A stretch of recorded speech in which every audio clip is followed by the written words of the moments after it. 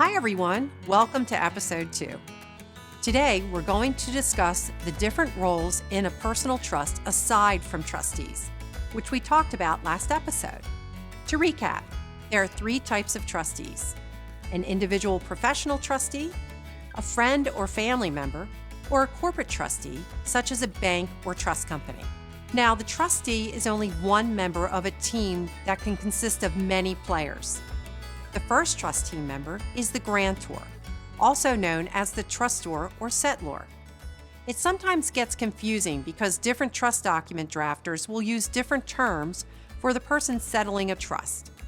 But all 3 terms mean the same thing: a person who chooses to create, fund, or not immediately fund a trust. This would be your role if you decided to create a personal trust. A trust that is not funded can be created to trigger at a particular time, such as the death of the grantor. But I'm not going to talk about that kind of trust today. Going forward, I'll use the term grantor to describe the person who creates a trust. In the course of estate planning, the grantor and their lawyer determine that a trust should be created. There are a number of reasons a grantor may create a trust. To name a few: to create a family legacy, keep assets safe from creditors, protect family members that may not be able to manage their finances due to a physical or mental difference, and for certain tax reasons. The grantor may or may not fund the trust immediately. In the case of a revocable trust, the grantor may retitle assets such as homes, financial accounts, and other property to the trust so that when they pass away, those assets are already in the trust. When the grantor dies, the trust then becomes irrevocable. And if the assets are below the estate probate minimum for the state in which the grantor lives, the family may not have to probate the estate. Probating someone's estate essentially means opening it up after they pass away, locating that person's assets, notifying creditors, and paying debts or taxes the person may have owed. The action of creating a revocable living trust could save the family a lot of time and money. If the grantor places the property in an irrevocable trust, the grantor can use their lifetime exemption to protect their assets from estate taxes. You can think of the grantor as the person who is the giver of the benefits in a trust. A beneficiary is the current or future recipient of the benefit of a trust. When a trust is settled, the beneficiaries are named in the trust document. A beneficiary can be a person or an entity, such as a charity, or both. A current beneficiary is someone who receives the benefit of the trust during their lifetime. A remainder beneficiary is a person who receives a benefit after a triggering event. For example, a trust is settled for the benefit of the grantor's children, and they are able to request distributions as soon as the trust is funded with assets.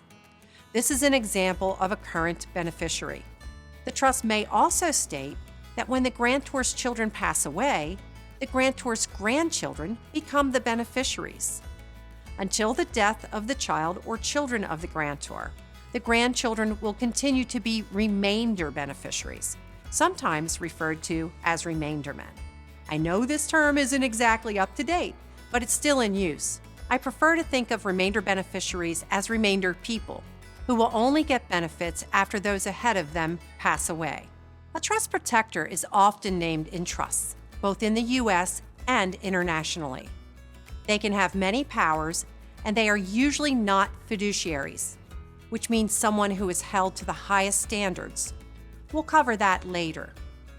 A trust protector can change the administrative language of a trust to comply with trust law updates and remove and appoint other fiduciaries, such as the trustee, an investment direction advisor, or a discretionary distribution advisor. They cannot remove or appoint a professional financial advisor or broker. They also have any other powers the grantor and lawyer believe are important for the particular trust.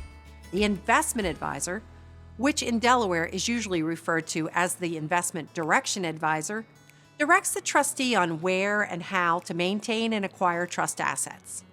For example, the investment direction advisor would direct a trustee to open a brokerage account in the name of the trust at the brokerage firm of their choice. Another example would be to hold an entity, such as an LLC, in the trust at a particular value.